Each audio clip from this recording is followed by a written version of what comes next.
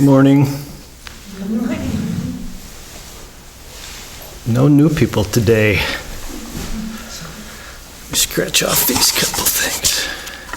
No, so everybody knows me. My name's Bret. My Dharma name is Xianbei. Beautiful day today. My talk today is going to be on karma and intention. So originally my intention was to have a talk on intention, and then realized I can't really do this without speaking quite a bit about karma. So this word karma, I think, is very much a part of the vernacular in this country. I know even my niece and nephew, like 7, my nephew's 7, and I know he's not just from me, but he's heard of this term karma, and I think has a basic understanding of what it means. And of course, karma is the Sanskrit term, and kama is the Pali term, because I know when I was new to Maba, Caddy was talking one day about kama, and I was confused. And then I realized it was karma, but just kama sounds funny to, I think, English speakers, because it sounds like the comma in a sentence kind of thing. So what does this word mean? We know that kama or karma means action or doing. And of course, this is the action or doing of our body and our speech and our mind. So when you think of action, of course, we think of movement, and we think of, so action with our body makes perfect sense. And then action with our speech kind of makes sense. But I know often we don't associate action with our mind, but that is included here. And of course, we know that it all starts with the mind. And in the Dhammapada, which is the collection of short sayings of the Buddha says, all mental phenomenon have mind as their forerunner. They have mind as their chief. They are mind-made. If one speaks or acts with an evil mind, dukkha follows him just as the wheel follows the hoofprint of the ox that draws the cart. And conversely, the Buddha says, if one speaks or acts with a pure mind, sukha or happiness follows him like a shadow that never leaves him.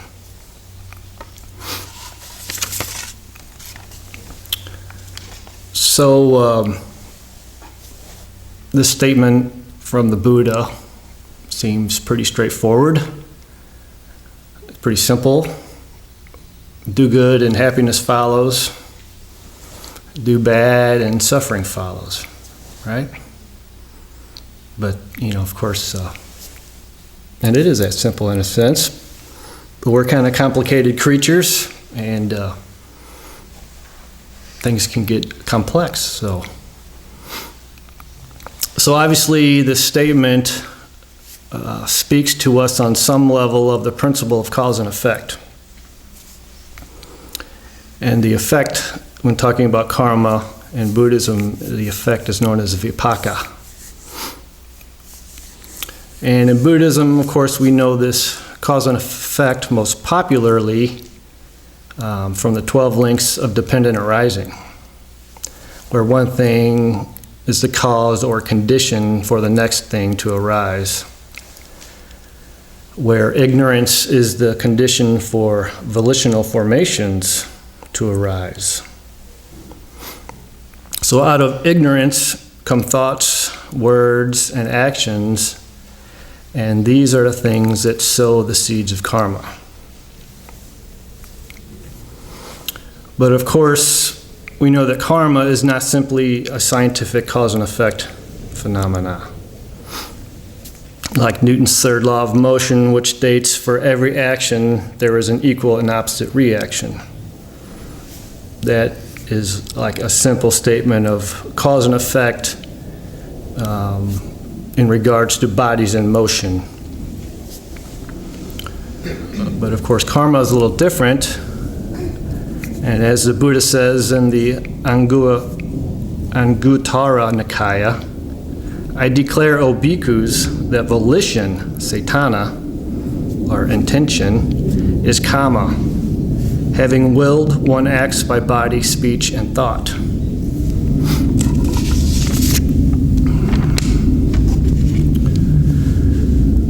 So it is this intent or volition that is the seed of karma. It is the intentional action that produces karmic fruit, or this vipaka. So action without intent produces cause and effect, of course, but not karma. So the intent is the key. So one example of this, in 2005, I was in a car accident, and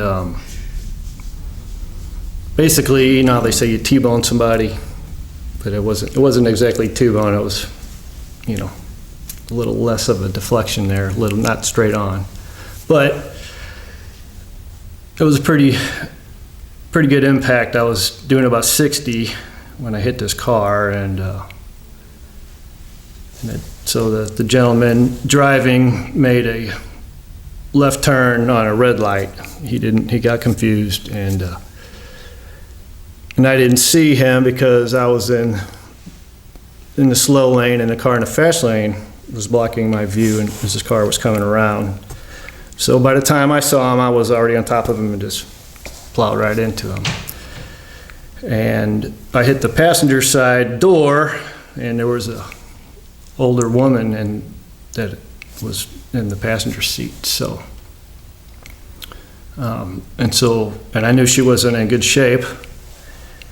And people kept asking me after the fact, you know, did the lady die? And I had no idea. I didn't follow up on it. I didn't know. And I didn't, you know, seek out the information either. So in that scenario, obviously there was no intent for me to get in an accident. Just things happen, and so. But let's just say that this woman died. So was there any karma attached to that action? Of course, there's cause and effect attached to it, but there was no karma attached to that. There was no intention for me to harm anyone. But let's say the same scenario, let's say I was drunk, same exact thing, except I'm drunk. So there was still no intent, right? But what about my negligence, my impairment, and breaking, you know, one of the 5 precepts, and breaking the law, all these things? It makes the question a little more interesting. This kind of muddies the waters a bit, I think. And then lastly, say the same thing, say I was driving and I was really upset about something and I was just out to get somebody, and I saw that car and I just decided to plow right into it, and, you know, I killed this person, and I had the intent to do harm. And so what about those karmic results? And so what is this karmic force? And the results is the vipaka, or the fruit or the effect of these actions. You know, it's interesting. This is the mysterious and amazing thing about all this, you know.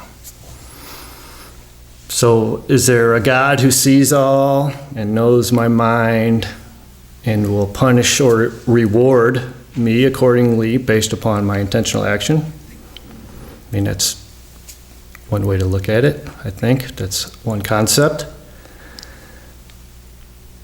And how about, when you all know the phrase, I reap what I sow? use that in Christianity. We can use it in Buddhism. In Buddhism, we talk a lot about the seeds, planting the seeds of karma and the seeds in our mind. Or as we chant here at Maba, I inherit the results of my actions in body, speech, and mind. My actions are the ground on which I stand. And then there is, in Buddhism, we have the 5 Yamas. I don't know if you've heard of these. This was new to me. But these are 5 orders or processes, the Yamas, which operate in the physical and mental realms. And it's the 3rd one that pertains to my topic today. It's Kama Niyama, and it simply states this is the order of act and result. For example, desirable and undesirable acts produce corresponding good and bad results.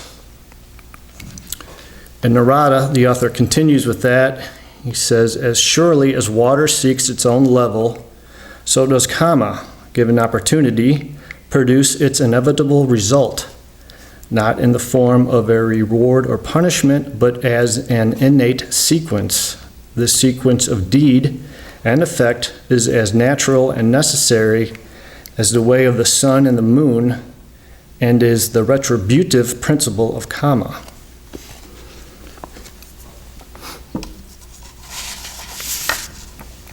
And there's also something, listened to a talk from Jack Kornfield on the topic of intention. And he said something that really resonated with me, and that was karma is the law of the heart.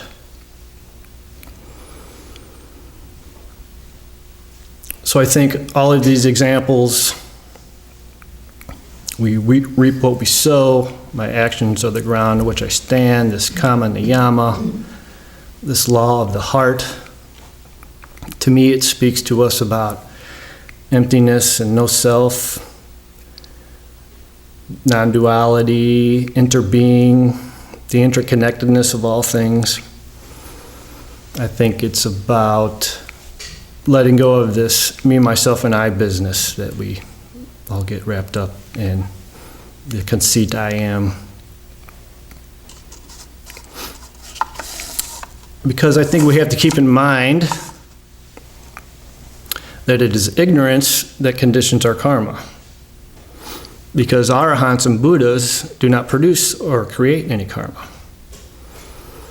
It's because they have eradicated both ignorance and craving, which are the roots of karma. In the Ratana Sutta, it states in reference to the Arahants and Buddha and the Buddhas, destroyed are their germinal seeds. Selfish desires no longer grow.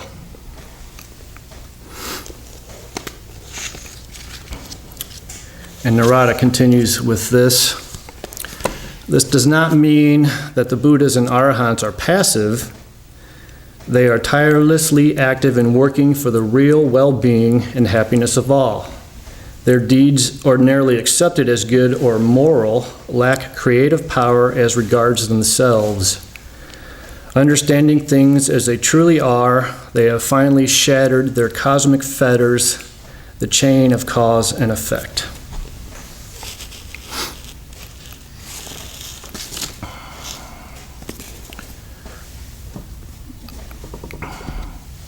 So my example with the car wreck and all that was like, this is some heavy, weighty karma, as they call it. And this is not typically something, the kind of karma we're encountering on a daily basis. This is, maybe happens, hopefully never, but maybe once in a lifetime, or maybe just a couple times. So then the question becomes, so what about, we produce karma every day, but, in smaller doses, if you will. So how can we work with our karma, our daily karma, as part of our practice to benefit others and ourselves? The Buddha said, do not overlook negative actions merely because they are small. However small a spark may be, it can burn down a haystack as big as a mountain. And conversely, the Buddha said, do not overlook tiny good actions, thinking they are of no benefit. Even tiny drops of water in the end will fill a huge vessel.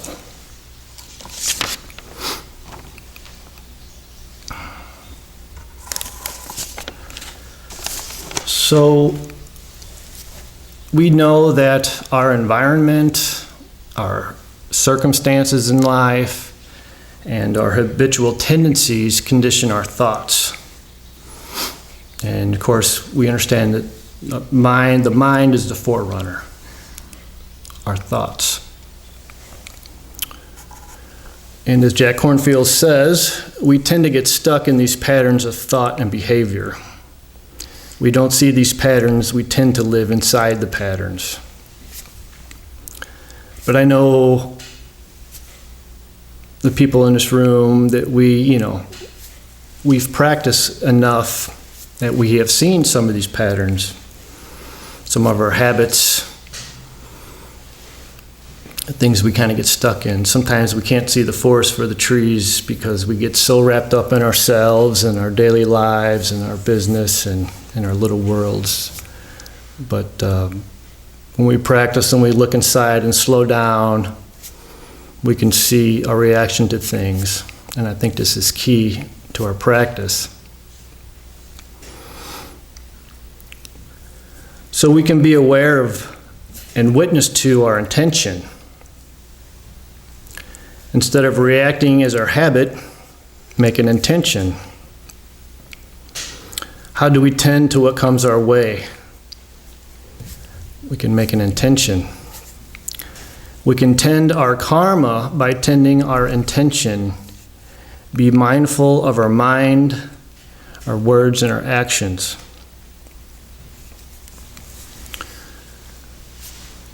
So does what we do today affect our future self? Isn't this the karma effect? And the future of those we interact with? Yes, of course it can. And remember the drops of water filling the bucket, the tiny drops. Make them good drops.